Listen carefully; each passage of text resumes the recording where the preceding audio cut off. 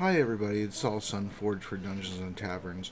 I recorded this video earlier, but apparently it got corrupted or something when I tried to upload it over to YouTube. It wouldn't stop processing, and so I just had to delete it and re-record it.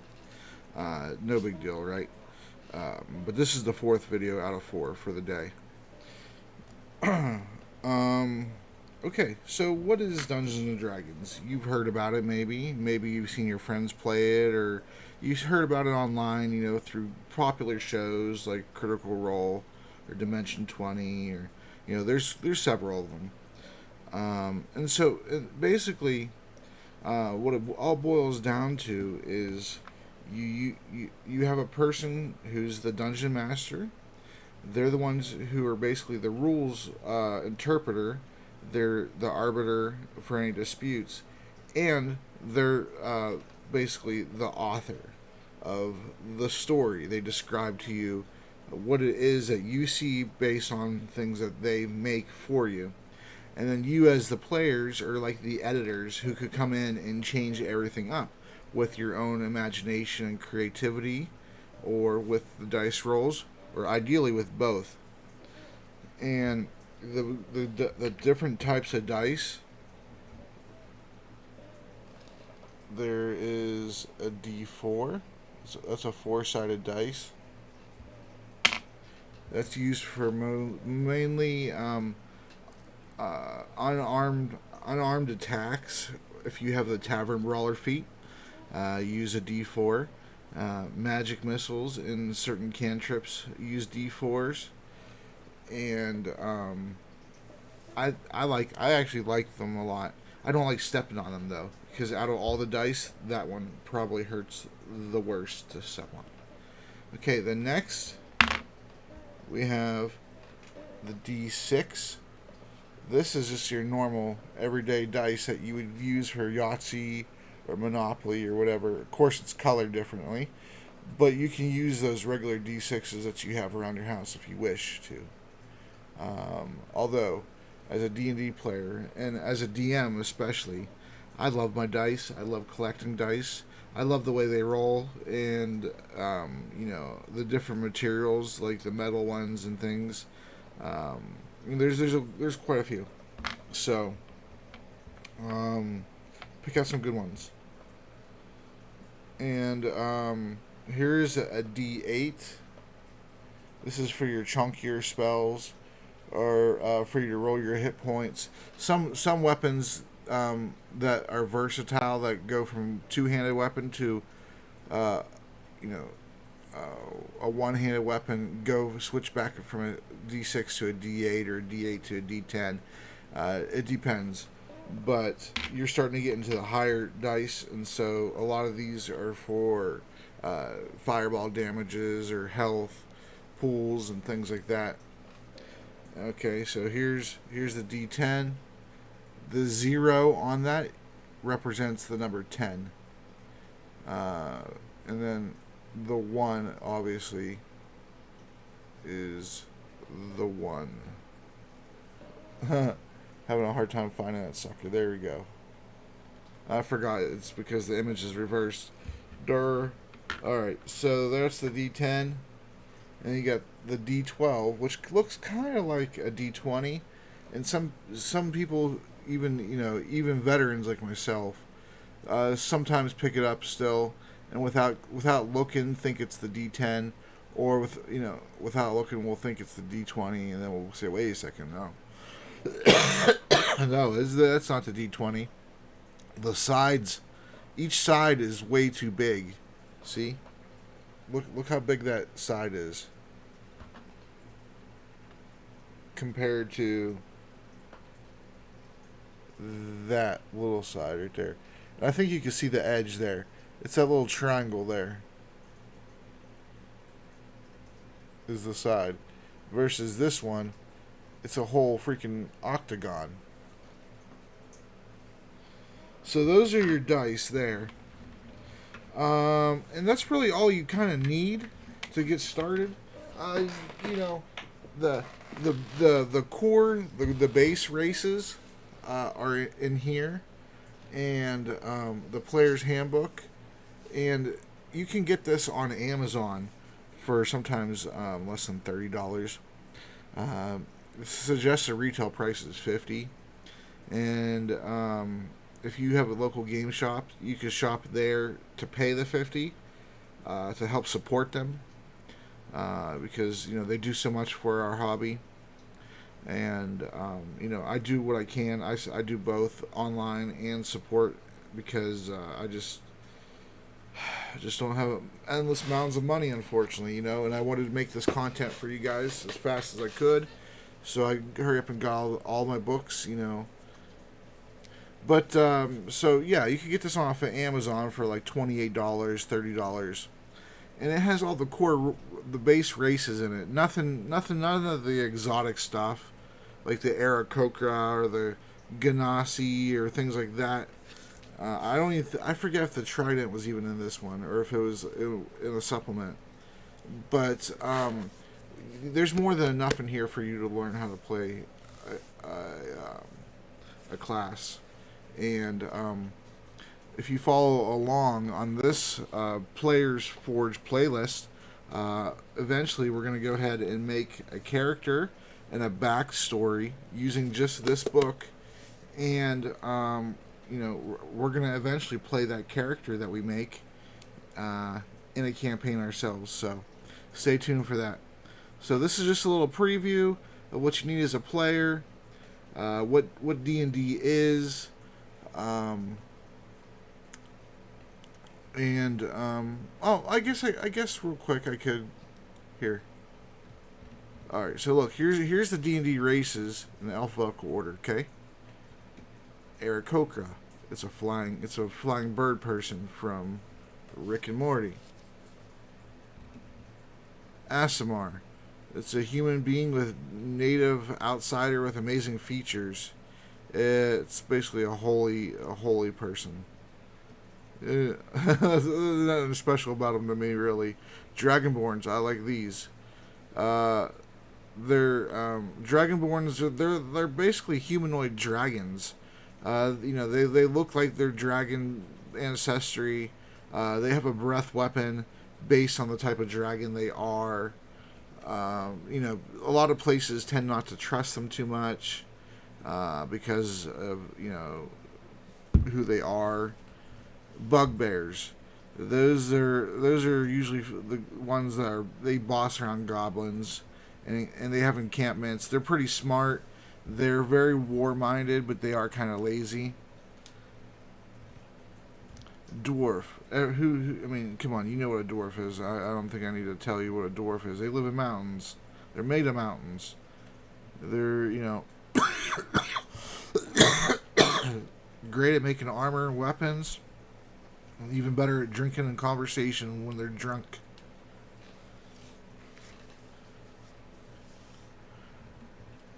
Tieflings are freaking half human, half demon, or half devil. Your evil parent determines your lineage. And you could get even more specific with it. A tiefling of blah blah blah, and that parentage will give you it'll confer different ability scores into you. Furbolg, pretty nice giant creatures of the forest. They're fey. They're very nice people. They're very very nice people. Ganassi, there's different. All the different elements are covered: fire, earth, Ganassi, and I don't really know too much about them. Yeah. Oh yeah, that's right. I did know that they're offspring of genies and mortals, and the primary elemental planes are usually hospitable to the natives. Because natives belong to the material plane. The material plane has to crush earth, searing, blah blah blah blah. Doesn't matter. Goblin. Well, everybody knows what a goblin is. It's like one of the first races. Usually, a DM will have you fight as a goblin, but you can actually be a goblin yourself. They're you just basically play like you're like a little kid who who's just not coming down off of a sugar high. Sometimes they come down a little bit, but then they go right back up again. That's how you play Goblin. Very easy. And they're fun too. You know, Kenku, that's another bird person, but this is a bird person that can't fly. The Aarakocra can. Kenku also can't speak. They use their voice. They mimic sounds that they've heard before. So it's actually advised that beginners shouldn't play a Kenku because you have to do different inflections and different voices that to you could just talk normally or just narrate what you're doing, so this way it'll be up to the DM to then relay the information and the way that they want to, but usually Kenku isn't for a beginner character. Of course, I don't gatekeep or anything. You play whatever you like to. That's just the traditional words of wisdom, and that's because of how many sounds and things that they would have to mimic and do. A kobold is a little mini dragon. They usually worship dragons.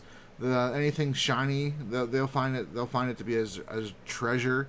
It could just be some shiny rocks, and they'll act like they'll mimic dragons. They'll act like that's their horde, and the other kobolds might simper to them, and it's just they're kind of like little kids, little dragon kids, but murderous intent.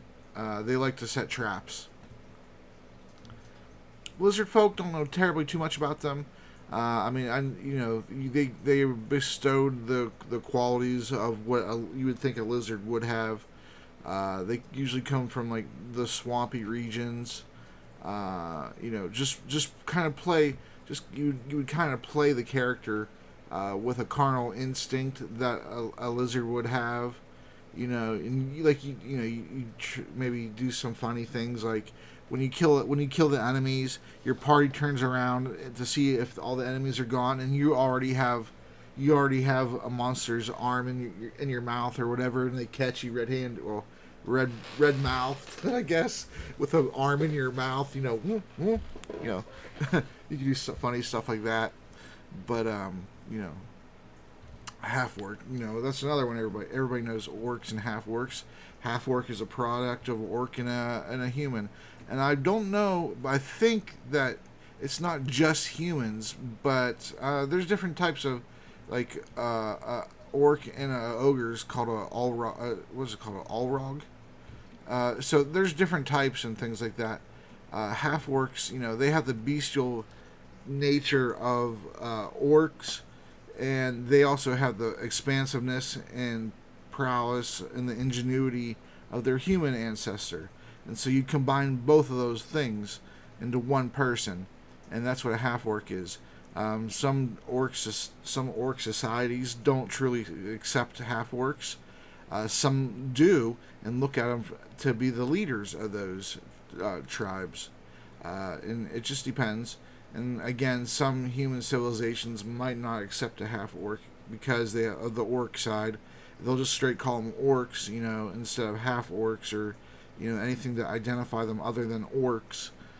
They won't trust them, and if you have any type of outburst where they are trying to get you to have an outburst, they'll use that as a pretext to say, look, he is about to fly off the handle. He isn't safe. We can't trust our children around him. Whatever. Gnomes, they're the forest dwellers. You might not ever find a gnome city unless you were intentionally given directions there. And since they're so cautious, there's a great chance that you weren't given directions there. And they're like 3.5 feet tall, I believe. And they get certain advantages, and all these races, by the way, get specific advantages to certain stats, and we'll cover that in a later video. I just wanted to give you like a quick rundown, of so you could get an idea of what you might want to be. Goliath, they live out in the wilderness. up in the mountains, and some people say they're even made out of rock itself. They're tough, and they like to compete. But yeah, they're hunter gatherer types. The half elf, they don't live as long as an elf. They live longer than a human. They're not trusted sometimes among elves. And then humans might think they're spies for the elves. Just the same problem as the half orc, but with elves instead. But you know, half elf is a pretty good race to play. They, an older edition, they actually their pluses and their minuses cancel each other out like almost directly. So it's kind of just a flavor thing. Halflings, think Token, Lord of the Rings. Think another name with a H that rhymes with Bobbit. That is what a halfling is. They're little jovial pranksters, They got the clod foot, and they love musical instruments and skipping rocks, and they're very courteous to nature. And like if they step on a flower or something in a grove, they'll take their hat off or whatever, and beg your pardon, Sheila. Sheila is one of their gods, and you'll find out all about all that stuff later on too, or you can do your own reading. You got the humans, orcs, obviously, the tabaxi, or the leopards or the kitty cat people, which I think they kind of made them. They try to make them as little joke as possible, because you'd think that people would pick that as like a joke furry type situation or something, and I don't think so, because I think my next character that I actually get to play is going to be a tabaxi. And so, yeah, they're basically leopards. You see the cheetah, the spots and things. They're good. They're good at climbing. They're very slender. You can pick their colors and things like that. So you can customize it quite a bit. They love to travel and tell stories, and you also get claw damage and things. Yuan-Ti are freaking snake people.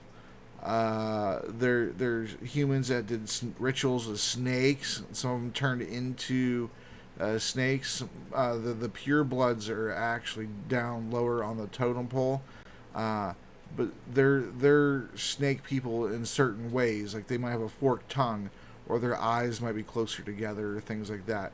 And so they make very good informants and assassins. The Triton, they're kind of pompous people that live in the ocean. They're not. They could go out of the ocean, obviously, and become adventurers, but they're very pompous. They think that everybody even knows who they are, which most people don't even know who they are, because they're kind of rare, and especially coming out of the water, itself. But they'll make sure to tell you about all their battles and everything like that. And they're kind of like the Gearhead from Rick and Morty, trying to always tell you about the damn war. Warforged are directly created and given sentience, and that could be a great backstory. That could be a great backstory. Your master created you, gave you sentience. Over the years, madness took his mind as he went further and further into the realms of magic. He lost his mind slowly, and then you actually had to kill your master. Something like that. That would be a pretty sweet story. Or you're plotting to, or you had to leave your master.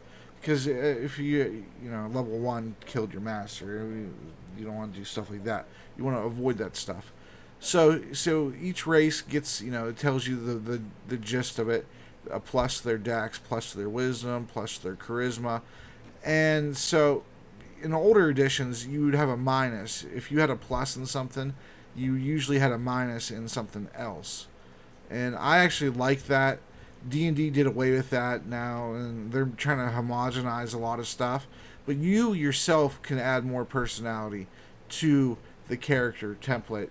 You don't need to rely on the template itself. You are your own person, and can make any one of these characters very interesting and rock them out. All right. So with that said, I'm Saul Sunforge for Dungeons and Taverns. Have yourself a great day. Look forward to us making a character sheet and rolling some stats next time. Have a good day.